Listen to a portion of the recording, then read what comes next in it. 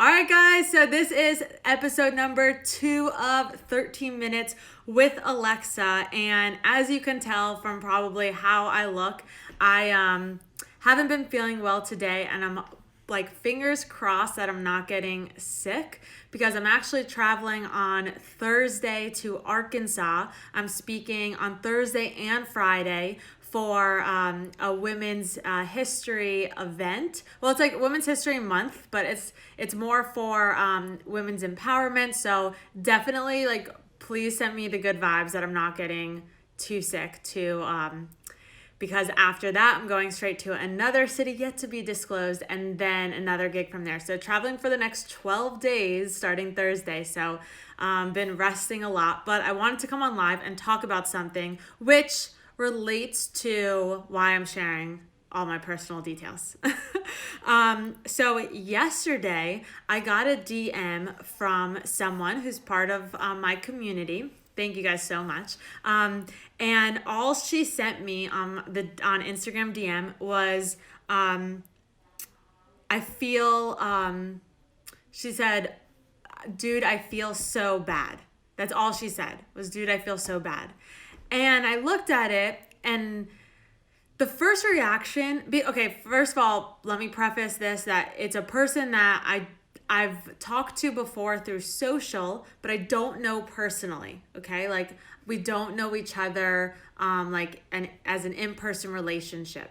But she shared with me just in a short sentence, like, dude, I'm feeling like shit, or feeling so bad, whatever it is. I can't look it up because we're on Instagram right now. But it was very short. And I was thinking, like, you know, I don't have to respond back. I don't know this person like as a personal friend, if that makes sense, even though I feel like you guys are all my friends.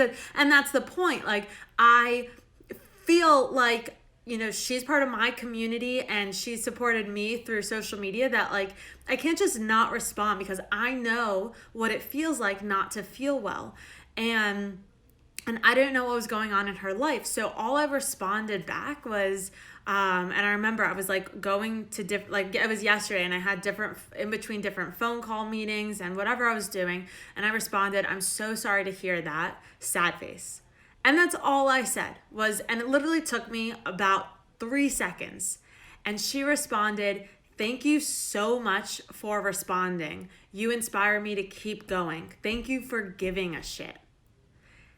And like, that response in itself was like, that's all sometimes people need. And I remember, like, that's all at times like I needed, was to feel like I'm not alone, or to feel like I'm heard, or people out there care. And I think that's what's needed more in social media, especially, like, is just going out of your way to show that you care. And like I said, it took me a few seconds, but after she said that, like, thank you for giving a shit, and like, you know, you're inspiring me to keep going, just because I said, I'm so sorry to hear that you're not feeling well. I then responded, because today I'm not feeling well because I have like a headache and stuff, whatever. But yesterday, like, I was not feeling well at all for 4 hours in the morning due to my symptoms from my autoimmune disease that I experience. And it sucks because I was really excited, you know, like I get excited on Mondays. I'm not like a person that looks forward to Fridays. Like, I really look forward to Mondays because I just feel like every Monday is kind of like a fresh start for the week. And I love that feeling of being a fresh start. But like, a lot of times I don't feel well in the morning, and it sucked. Like, yesterday for 4 hours, I did not feel well, and that's how I started my Monday. And I felt like I feel very weak with the symptoms. So it's like I am in physical pain. So it's like all I want to do is kind of curl up and crawl in bed.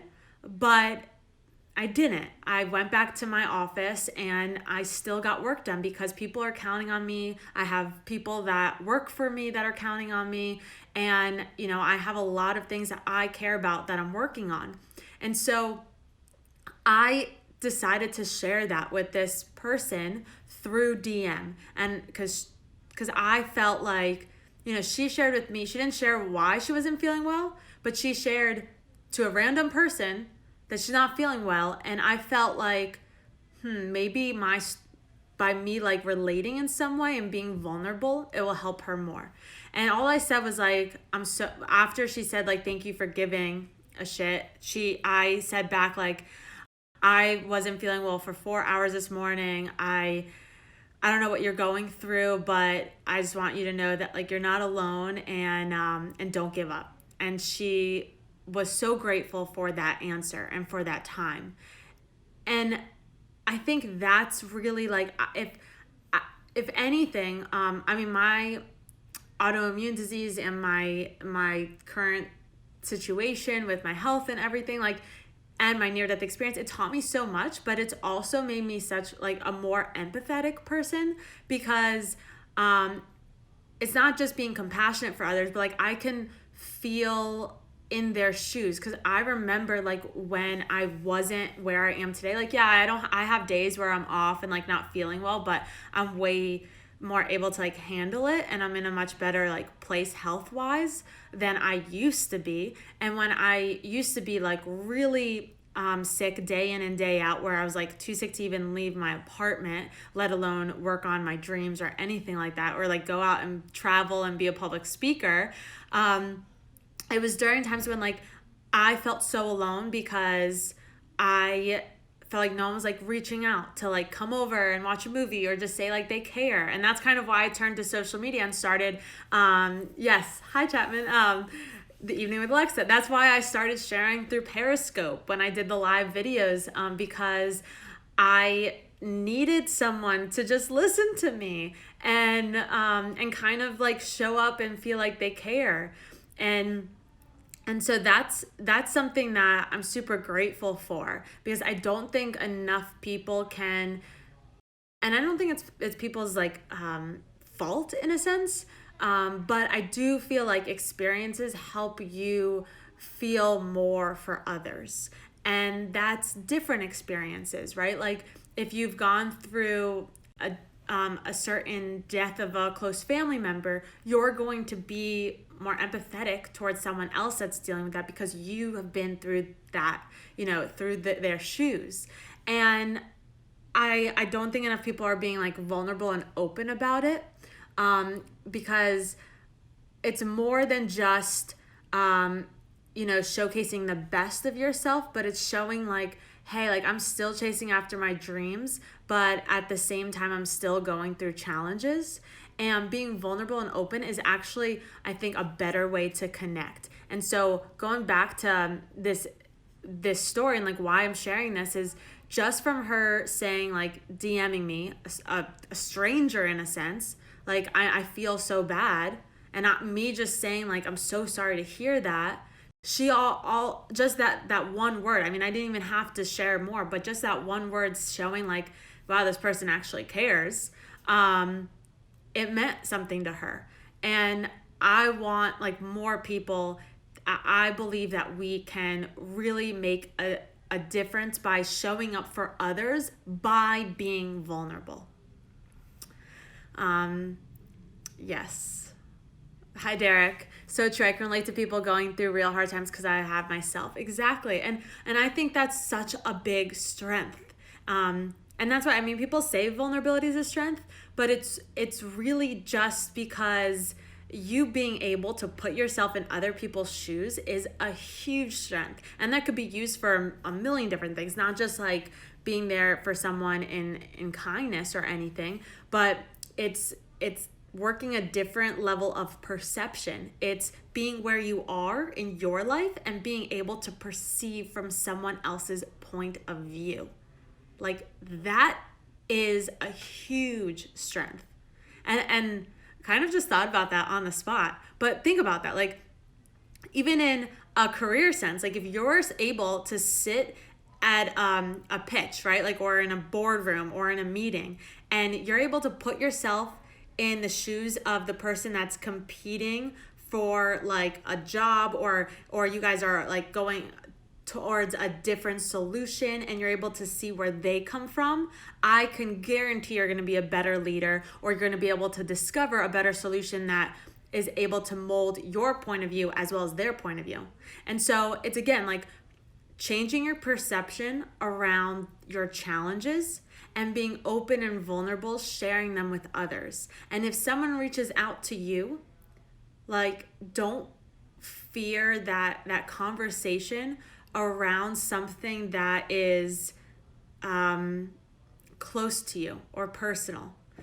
Because I think, like, it's weird. I mean, if you see someone like laughing and having the best time, there's like a bunch of people around them, like you're gonna want to go see what that person's doing versus someone that's like crying alone.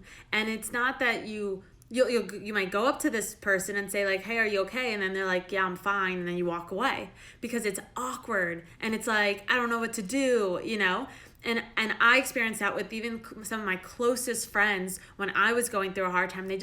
It wasn't their fault or anything. It's just like people don't know what to say. And it's the same thing. I mean, I remember this woman wrote a whole book after she lost, I think it was her daughter, and how people didn't know how to be there for her. So they felt like giving her space was the answer. And she wrote a whole book about how this is like not true, just by saying, hey, can I come over and have lunch with you? Or I mean, in my case, it was just like, hey, can I come over and watch a movie with you? Or even like someone sending me an emoji of like a heart that says like thinking about you. And that made all the difference. And so I want you guys to be that authentic, vulnerable leader, and I want you guys to create those ripple effects of change in the world by just being vulnerable and open and empathetic and compassionate towards others. And I think that's truly the way to connect. And it's scary, it definitely is, but anything meaningful is going to have some fear with it. Your authenticity is your point of differentiation. I have that. Oh, you have the sticker. Awesome. Yes, exactly. I stand by that statement. That's one of my stickers, if anyone does not know. Awesome. I'm so happy to hear that. Love when you have the light bulb moment and then give us the nugget. Yes.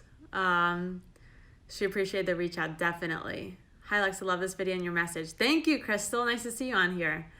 All right, guys. So there is like 30 seconds left. The countdown clock is happening. Oh yeah, Deborah has that sticker too. Nice. I'm glad you guys like my quote stickers.